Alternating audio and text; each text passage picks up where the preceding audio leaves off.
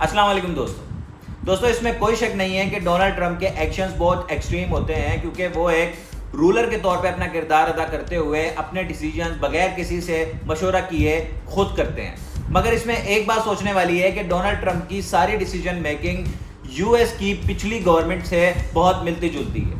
US में जो पिछली गवर्नमेंट्स आई उन्होंने भी एक गलती की कि वो दूसरी नेशंस या दूसरे कंट्री की पावर को अंडर एस्टिमेट करते थे और अपनी विल फोर्स के जरिए उस पर इम्पोज करने की कोशिश करते थे। और इनकी गलत इंटरवेंशन की मिसालें हमें वियतनाम, अफगानिस्तान और इराक में देखने को मिलती हैं, जिसने वाशिंगटन को ऐसी जंगों में घेर लिया जो कि वो कभी जीत नहीं सकते थे और जिसके अंदर बहुत बड़े बड़े मिलिट्री एडवेंचर्स हुए।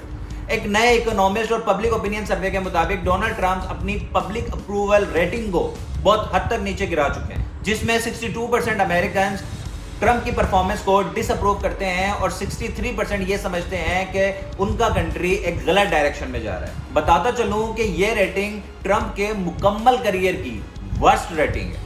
अपनी हुकूमत के पहले 18 महीनों में इस अनप्रेडिक्टेबल पर्सनैलिटी ने घर के अंदर भी और घर के बाहर भी एक तहलका मचा के रख दिया।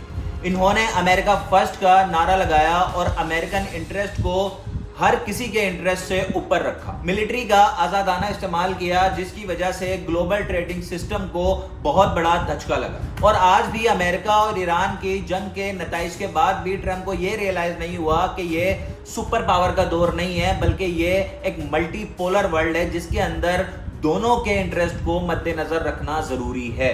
इसी दौर में 2 बुक्स लिखी गई हैं और अमेरिकन के हाथों लिखी गई हैं जो कि बहुत अहमियत की हामिल है। एक का नाम है regime change by Maggie Haberman and Jonathan Swan. दूसरी है betrayed, America didn't vote for this by Ira Shapiro and Ann A Kim. इन दोनों बुक्स में अमेरिकन प्रेसिडेंट की करंट परफॉर्मेंस पर बहुत स्ट्रॉन्ग और हार्श क्रिटिसिज्म किया गया। ये जो बुक बीट्रेड है ये मायानाद एक्सपर्ट्स के ताउन से लिखी गई है, जिसके अंदर farmer government officials, lawyers, scholars और जर्नलिस्ट तक शामिल हैं। इस बुक का जो मतन है वो ये कहता है कि अमेरिका ने इस चीज के लिए वोट नहीं किया था जो कुछ मिस्टर ट्रंप कर रहे हैं, और अगर इन क्राइसिस को एंड करना है तो उनके इन एक्शंस को रोकना होगा।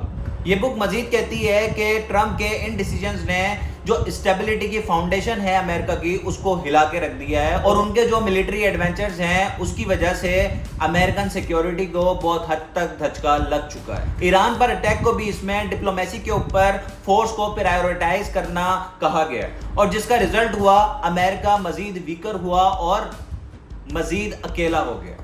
ये बुक उन हजारों इंटरव्यूज पर बेस करती है जो कि बिहाइंड द सीन बताते हैं कि ट्रंप किस तरह अपने बड़े बड़े डिसीजंस को फाइनलाइज करते हैं और एग्जीक्यूट करते हैं। इस बुक में मजीद डिस्कस किया गया है कि ट्रंप के एडवाइजर्स बेशक उनसे डिसएग्री करते हो मगर उनको उन्हें सपोर्ट करना पड़ता है, और इसकी जो बहुत बड़ी मिसाल है वो नेतन्याहू और ट्रंप की फरवरी में होने वाली वाशिंगटन में मुलाकात है, जिसमें नेतन्याहू ने ट्रंप को एश्योरेंस दी कि ईरान में बहुत आसानी से रिजीम चेंज हो जाएगा और न्यूक्लियर कैपेबिलिटीज जो हैं उनको डिस्ट्रॉय कर दिया जाएगा स्ट्रेट ऑफ हॉर्मज़ के बंद होने से पहले। Thank you.